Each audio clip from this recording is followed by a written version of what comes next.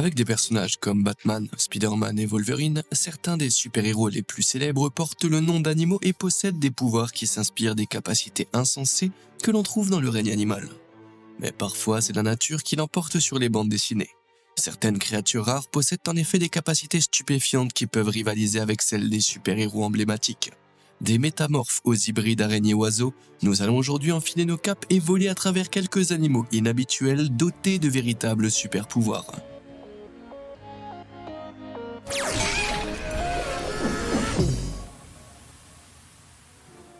X-Animal. Pour un serpent ou un oiseau prédateur, la grenouille velue semble être un repas idéal. Un amphibien de grande taille, savoureux et sans défenses apparentes. Cette bestiole que l'on trouve dans toute l'Afrique centrale semble être une proie facile. Mais malheureusement pour le prédateur, cette proie ne manque pas de punch.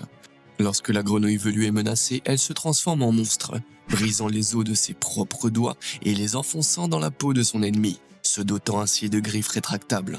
Ça vous rappelle quelqu'un ? C'est exact. Cette créature est également connue sous le nom de grenouille carcajou. Ses griffes rétractables ressemblent beaucoup aux super-pouvoirs de l'X-Men. De plus, les experts pensent qu'une fois que la grenouille a repoussé ses prédateurs et rétracté ses griffes, son corps peut rapidement régénérer les tissus endommagés, se préparant ainsi pour le prochain combat. Et si tout ça c'était pas assez Wolverine pour vous, cet amphibien incroyablement distinct sur le plan de l'évolution a également l'air d'un personnage arborant des favoris qui ferait rougir Hugh Jackman. Contrairement à Wolverine, la grenouille ne se contente pas d'utiliser ses babines pour se réchauffer également les joues. Le sang qui y circule aide la grenouille à absorber l'oxygène lorsqu'elle est sous l'eau, ce qui lui permet de rester sous la surface pendant de longues périodes. Que quelqu'un appelle Kevin Feige, si nous parvenons à doter cette petite grenouille d'un squelette en adamantium, je pense que nous tenons le nouveau casting de Wolverine pour le MCU. L'oiseau à grande bouche. Quand il s'agit de chanter, les chanteurs d'opéra et Adele sont ce que l'humanité a de mieux à offrir. Mais comparé à l'oiseau lyre, nos sopranos sont incroyablement basiques. Cet oiseau chanteur possède la voix la plus complexe du règne animal. Ses capacités de mimétisme en particulier sont vraiment stupéfiantes. Écoutez par vous-même.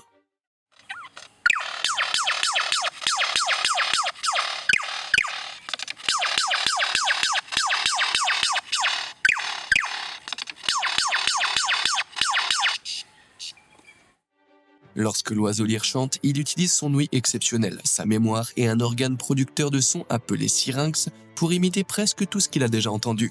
On sait qu'il imite d'autres oiseaux,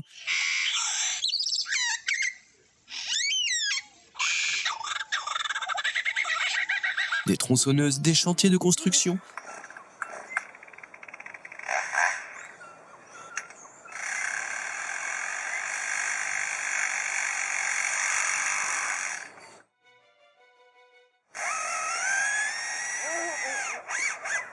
des alarmes de voitures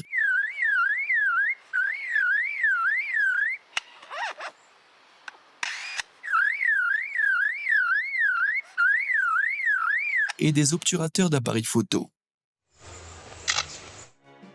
Quel rayon d'action! Malheureusement, les oiseaux lyres n'utilisent pas leur pouvoir pour le bien de tous. Ils s'en servent pour avoir de la chance. Tout le monde aime les pop stars et plus l'oiseau lyre mâle a de chansons dans sa setlist, plus il est impressionnant pour les femelles. Le crooner avec la plus grande collection de chansons ayant le plus de succès. Si vous voulez voir un oiseau lyre en concert, vous devez vous rendre en Australie car ces créatures ne vivent que dans ce pays. Mais peut-être qu'un jour, ils feront une tournée mondiale. Les longs bras de la loi. Si vous voulez lutter contre le crime, vous devez être prêt à donner quelques coups de poing et cette créature a les mains qu'il faut pour le faire.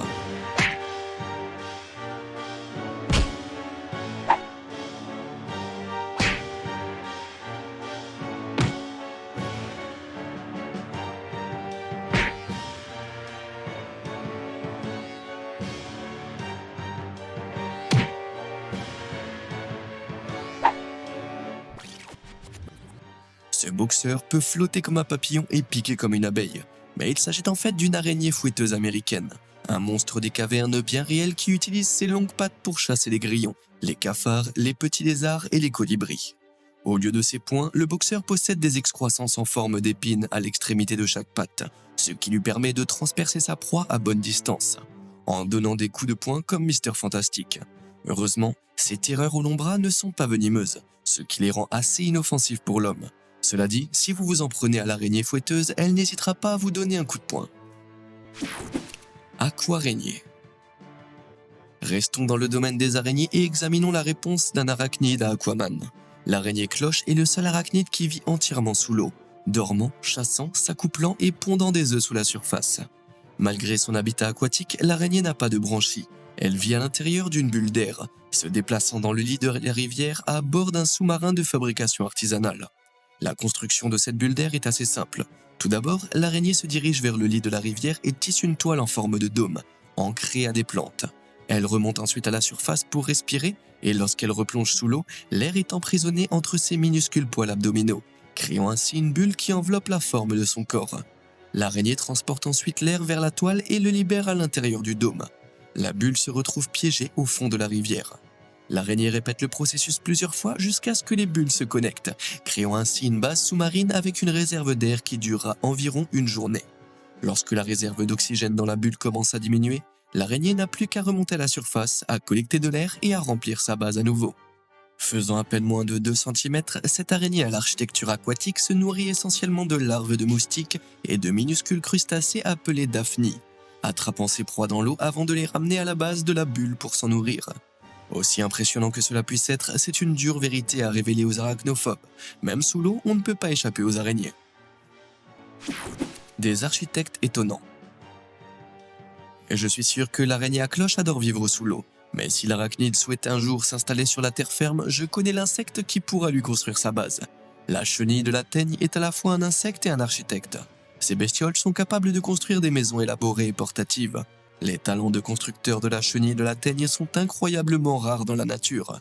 Les bestioles utilisent des bâtons, des graines, de la terre et des feuilles pour construire leurs luxueuses maisons en rondins sur leur propre dos. Les matériaux de construction sont collés les uns aux autres avec la soie du verre de sac. La toile de soie de la bestiole étant beaucoup plus solide, plus collante et plus souple que celle produite par les araignées. Ces vêtements en patchwork commencent par le plus petit morceau, qui sont poussés vers le haut au fur et à mesure que le plus grand morceau sont attachés, et servent de camouflage, cachant les mini-marines aux oiseaux et aux insectes qui les chassent. Lorsqu'ils deviennent des papillons de nuit, ils développent des ailes et quittent leur abri pour s'accoupler.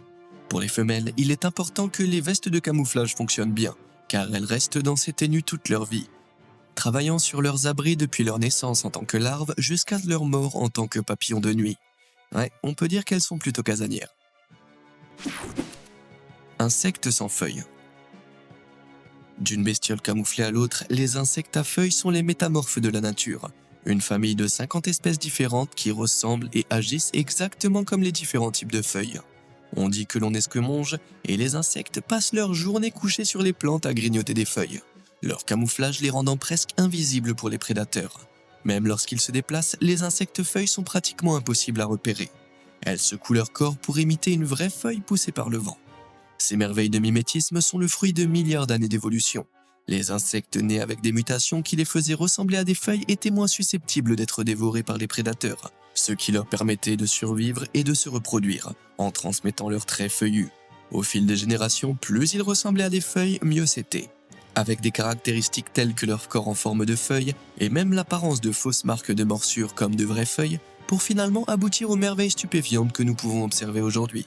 Enfin, les merveilles qu'on peut observer si on fait très attention. Le calmar invisible. Ensuite, on a un calmar crédible comme de l'encre qui a le pouvoir d'invisibilité.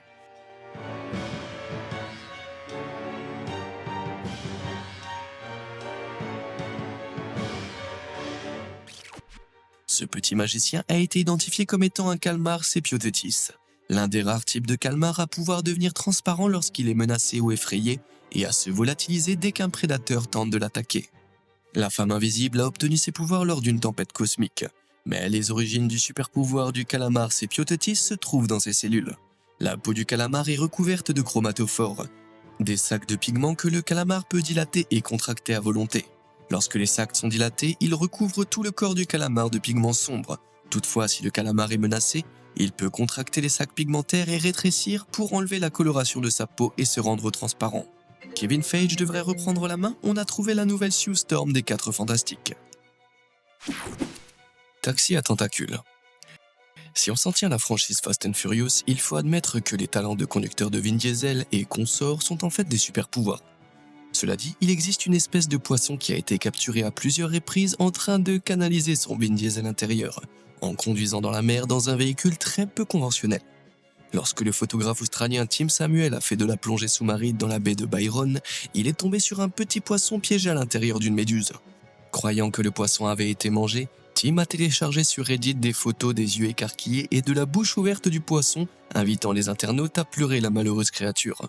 La plupart des biologistes marins qui se sont exprimés dans les commentaires ont admis que le poisson avait été piégé par la méduse pour pouvoir être digéré.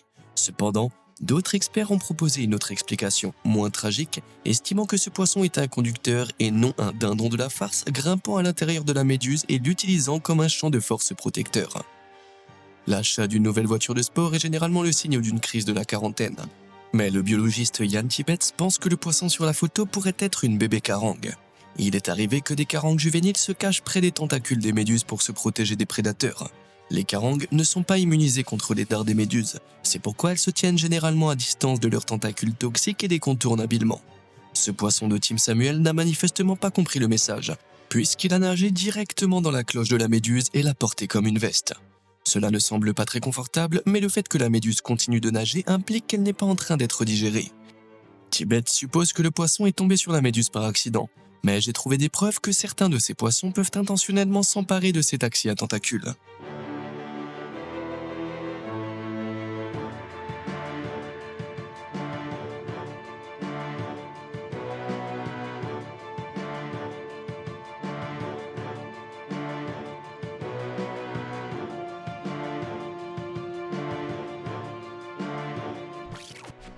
La vidéo de 2013 montre clairement que la carangue a réussi à esquiver les dangereuses tentacules de la méduse, et comme elle entre et sort de la méduse à volonté, il devient clair que les détournements n'est pas accidentel.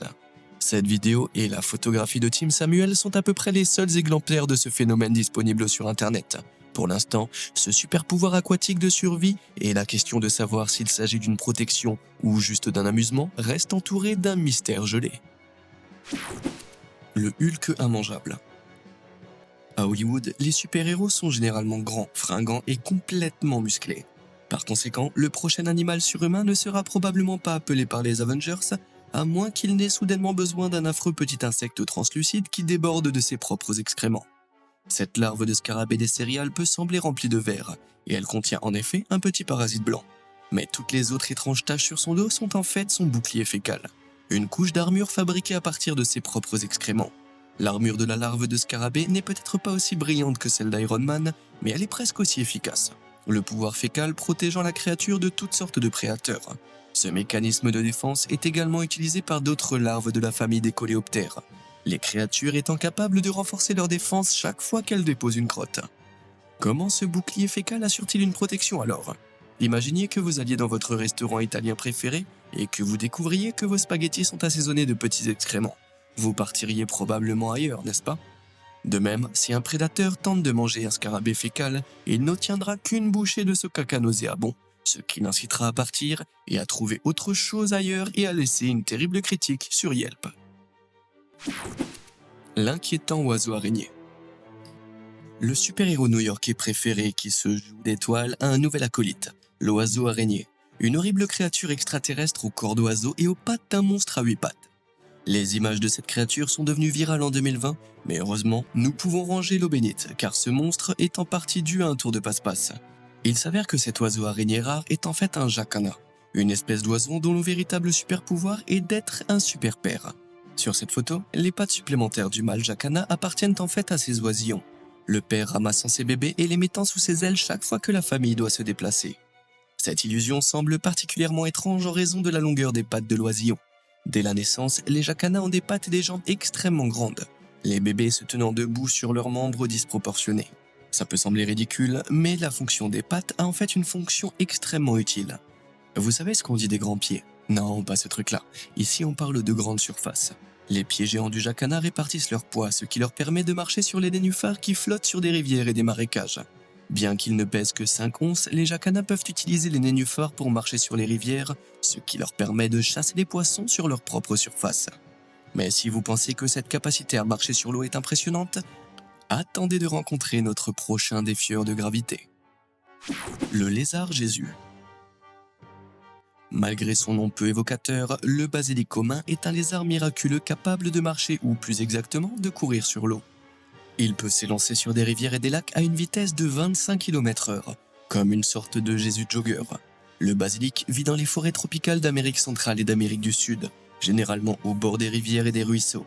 Si un prédateur terrestre tente de les attaquer, les basilics se dirigent tout simplement vers l'eau, échappant ainsi à tout moyen de capture et vraisemblablement embobinant complètement leur prédateur. Le super pouvoir du basilic ne se résume pas à la vitesse. Le lézard possède un kit unique de longs orteils et de griffes. Lorsqu'il se déplace sur l'eau, il les utilise pour ramer à la surface, créant ainsi des petites poches d'air qui le maintiennent à flot. Si le basilic parvient à maintenir sa vitesse, il peut rester à flot sur une distance d'environ 20 mètres, ce qui est largement suffisant pour échapper à un serpent affamé, ou pour offrir un spectacle spectaculaire. Super dent. Le phoque crabier est duveteux et amical, jusqu'à ce que vous lui ouvriez la bouche. Et là, c'est le branle-bas de combat. Ses dents noueuses ont une fonction bien précise, mais pas celle que vous pourriez croire. Dans un cas classique de publicité mensongère, le phoque crabier ne se nourrit pas de tous les crabes. Son nom provient en fait du mot allemand Krebs, qui définit tous les crustacés. Les principales proies du phoque crabier sont des minuscules crustacés appelés krills, et leur méthode de chasse se résume à leurs terrifiantes dents. Lorsqu'un phoque crabier nage le long de la côte antarctique, il utilise ses dents entrecroisées comme une passoire à spaghetti, ouvrant la bouche en grand et prenant une bouchée d'eau de mer et de krill.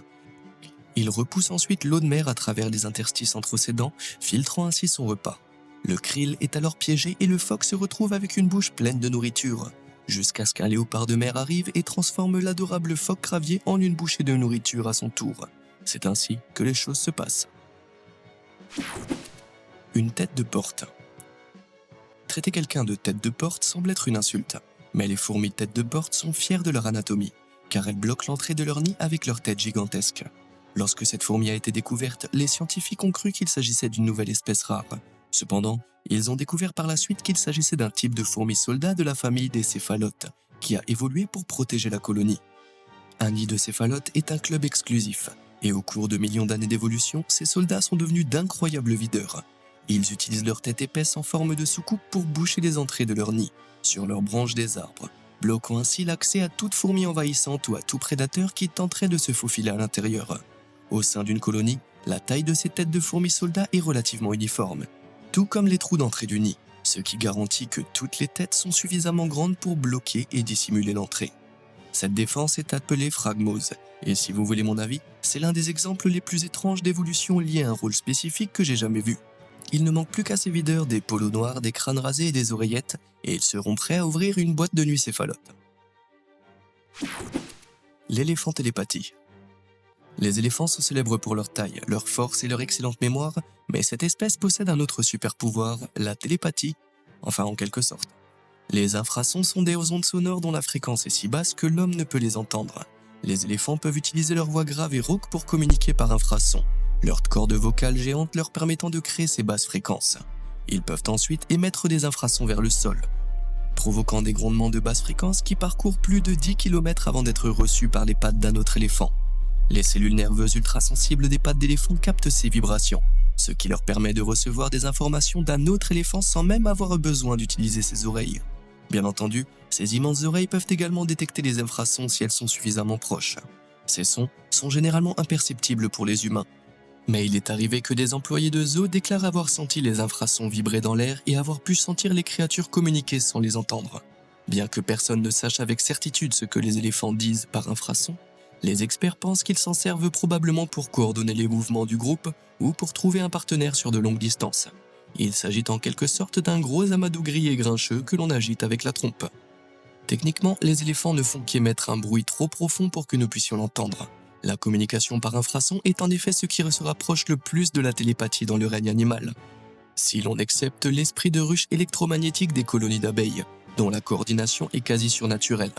Quoi qu'il en soit, les éléphants peuvent dormir sur leurs deux oreilles, sachant qu'ils peuvent se chuchoter des mots doux dans les pieds sans que les humains ne les entendent. Le croisé caverneux.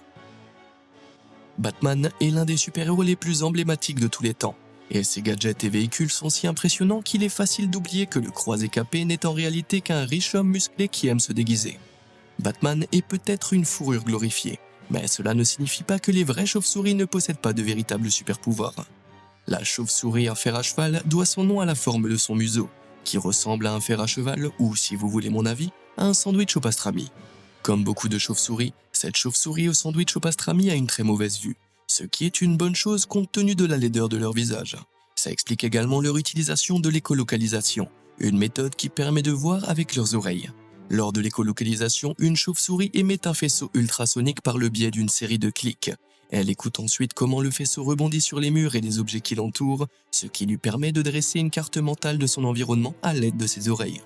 La plupart des chauves-souris envoient ces vaisseaux sonars par la bouche, mais la chauve-souris fer à cheval les envoie par son nez spécial, ce qui rend le faisceau plus ciblé et plus précis. Les chauves-souris vivent dans des grottes obscures en Afrique, en Asie, en Europe et en Océanie, et leur nez spécial leur permet de chasser les coléoptères, les papillons de nuit et les grues comme Bruce Wayne chassant les criminels, dans l'obscurité la plus totale. Les rampants du mur.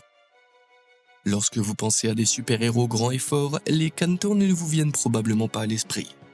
Ces petits bonhommes ne combattent peut-être pas de super-vilains, mais il s'avère que les bébés canards ont un kit de super-pouvoirs incroyables qui les aide à survivre jusqu'à l'âge adulte. Les cantons suivent leur mère partout où elle va. Cependant, les bébés canards ne peuvent pas voler, et lorsque la mère s'envole, les cantons doivent faire preuve d'imagination. Si la mère s'envole vers un endroit élevé, les cantons la suivent utilisant leur bec et leurs griffes de leurs pattes pour escalader des murs abrupts et des falaises comme Spider-Man. Il faut quelques essais et erreurs, mais les cantons sont si légers qu'ils peuvent facilement supporter leur propre poids sur leurs minuscules griffes, en suivant maman partout où elle va. Ce qui monte doit aussi redescendre, et lorsque leur mère s'envole vers le bas, les cantons la suivent d'un bond, dégringolant directement vers le sol.